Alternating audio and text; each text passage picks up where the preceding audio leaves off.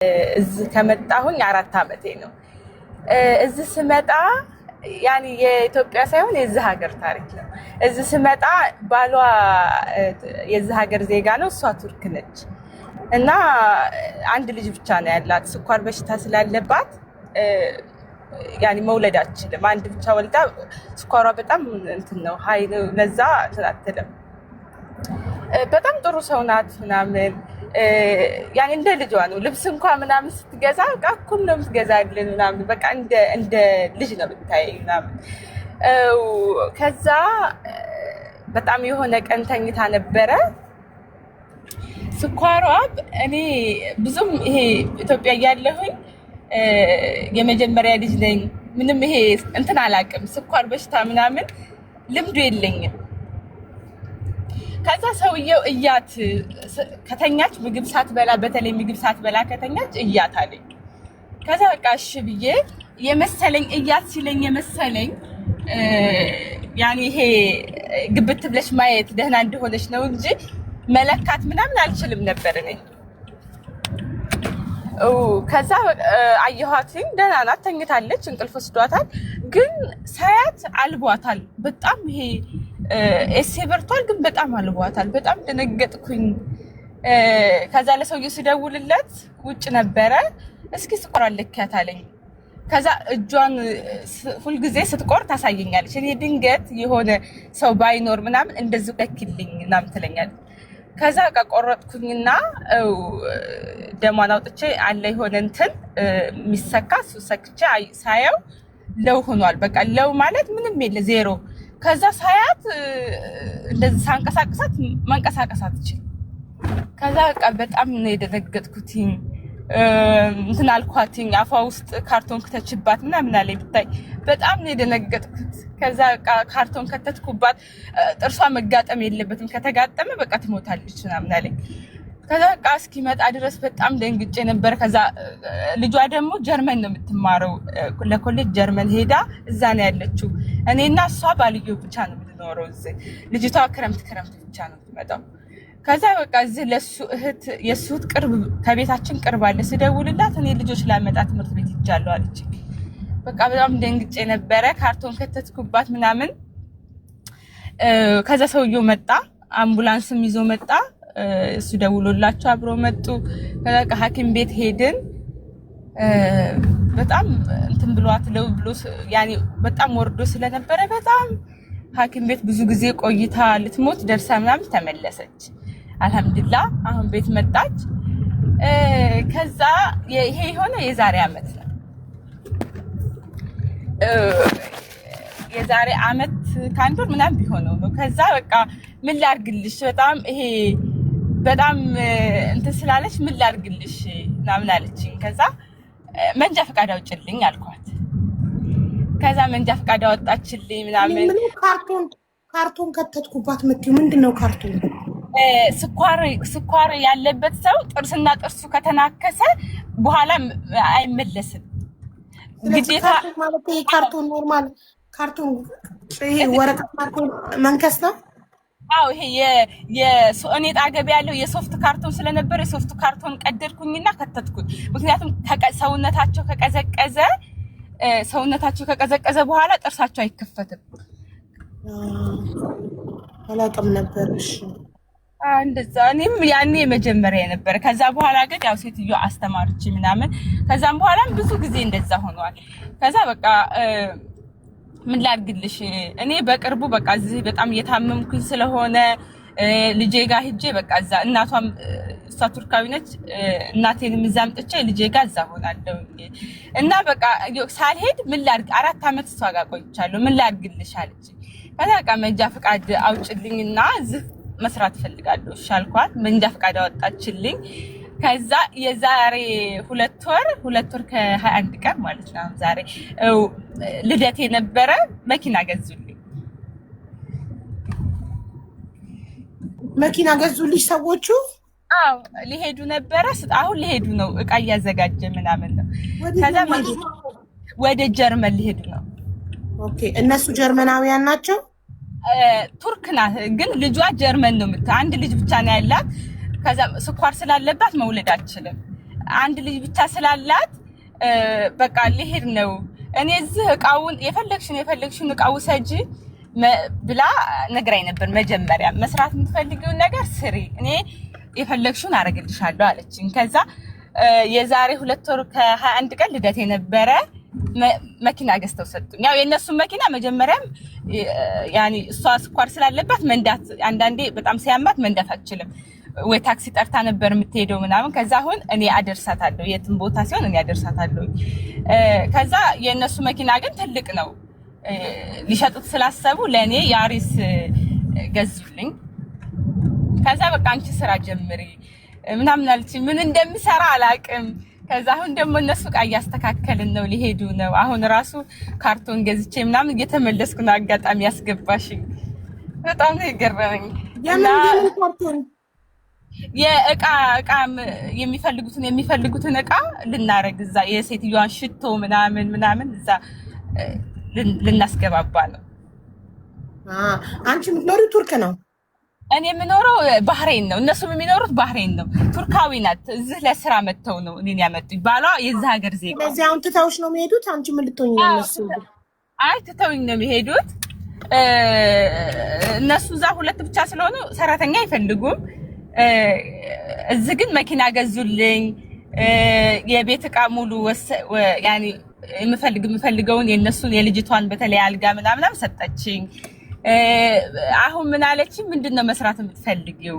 እኔ ገንዘቡ ያኒ ሱቅም ከሆነ የምትፈልጊውን እኔ ሰጥሻለሁኝ አለችኝ። ያኔ እሞት ነበረ፣ አንቺ ስላለሽ ነው የዳንኩት።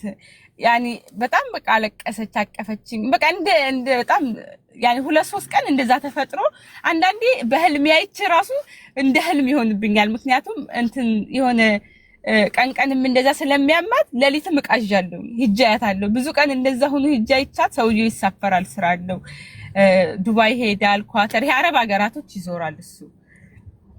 እኔ አብሬያት ሂጃ አንዳንዴ ሳሎን ተኛና እየሄድኩ እየገባሁኝ አያታለሁ።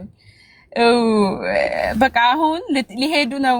በጣም በቃ እንትን ያለኝ የከፋኝ ማን ከፊል ሊሆንሽ ነው አሁን ሲሄዱ? አሁን ፍሪ ቪዛ ፈልጊ ብላኝ የሆነ ሰው አዋርቼ ነበረ። ፍሌክስ የሚባል አለ እዚህ ሀገር። ፍሌክስ ይሻልሻል፣ ስራ ለመስራት ፍሌክስ ይሻልሻል አሉኝ።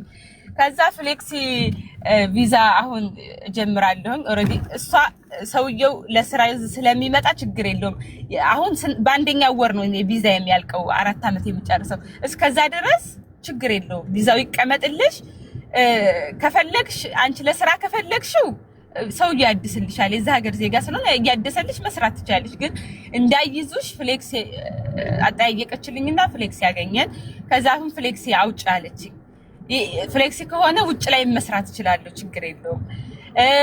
ከዛ እኔ ደግሞ አንቺ ነገርኳት ስላንቺ፣ እስኪ ገብቼ ልጠይቃት እንደ ምናምን ስላት አሁን እንደ እኔ ለምሳሌ አንቺ እንትን ካለችልሽ ለእርዳታ ድርጅትም እሰጣለሁኝ፣ ምንም ችግር የለውም፣ ብቻ እንትን ትበልልሽ አለች።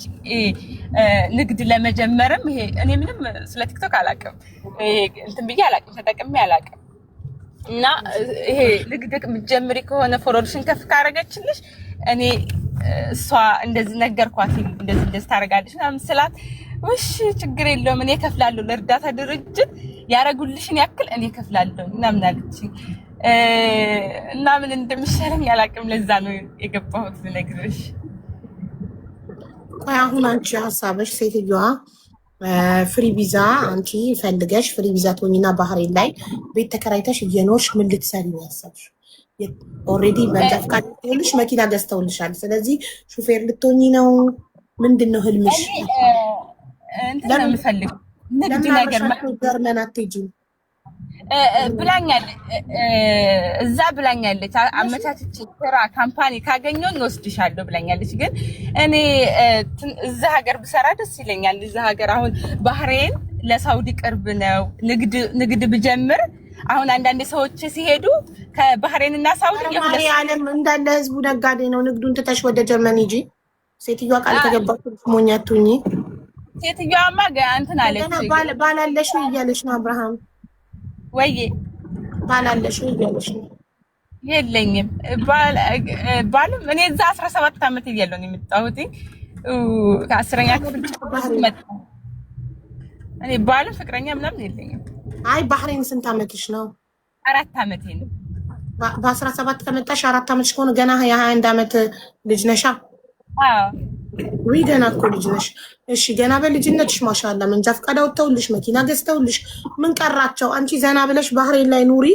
ሴትዮዋ ሄዳ ጀርመን እንትን ትፈልግና ቃል እንደገባችሁ ካምፓኒ ምናምን ፈልጌ በካምፓኒ ነው ወስድሻለሁ ያለችሽ።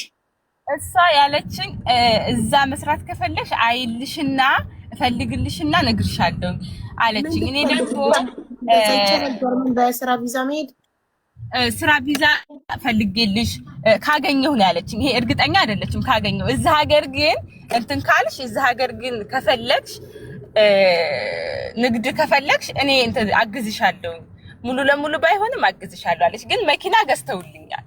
ያኔ መኪና ገዝተውልኛል። መንጃ ፈቃድ አውጥተው ከገዙልሽ ለምን እንትናት ሊሞዚን የለም እንደ ሊሞዚን ካምፓኒ እዛ አሁን እዚህ የሴቶች ሊሞዚን ካምፓኒ አለ። ለምን ታዲያ መኪና ከገዙልሽ ወይ ኮንትራት ይዘሽ የልጆች ትምህርት ቤት ማድረስ ኦር የተለያየ ጥሩ ገቢ ያለው እኮ 1-3 ቤተሰብ ኮንትራት ብትይዥ እኮ የሌለ ነው የምትዘጊው።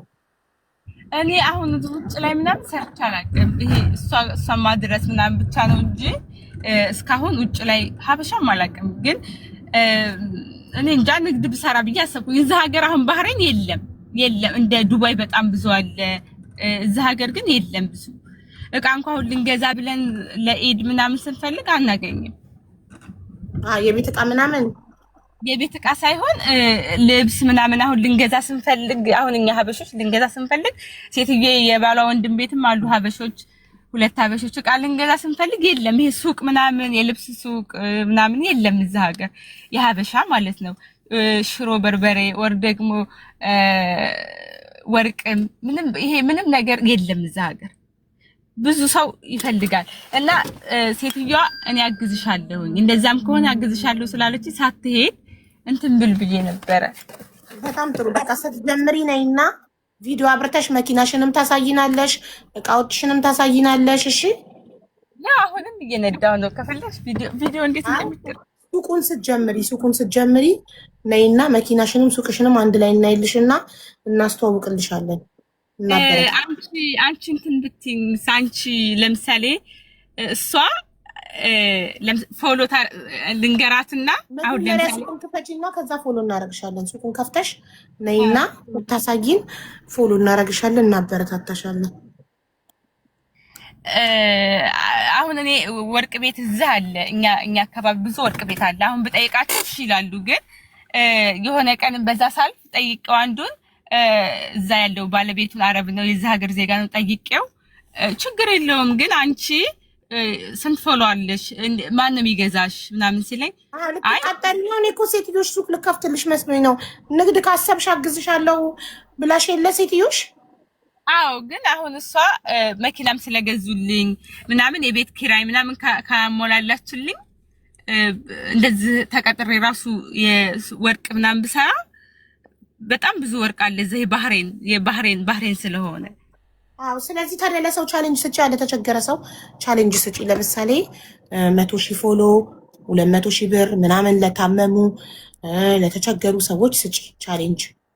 አንቺ ስጪልኝ ለምሳሌ እኔ ነግራታለሁኝ እሷ ብላኛለች። ማሪናስ ቪዲዮ ስሪና የተቸገረ ሰው ፎሎ አድርጎ ይናል ብር ሰጣለሁ ብለሽ መኪና ተገዛልሽ፣ መንጃ ፈቃድ ወጣልሽ አለሽ። ስለዚህ ሴትዮዋን መጠየቅ አይጠበቅብሽ፣ ከራስሽ ኪስ አውጥተሽ ስጪ።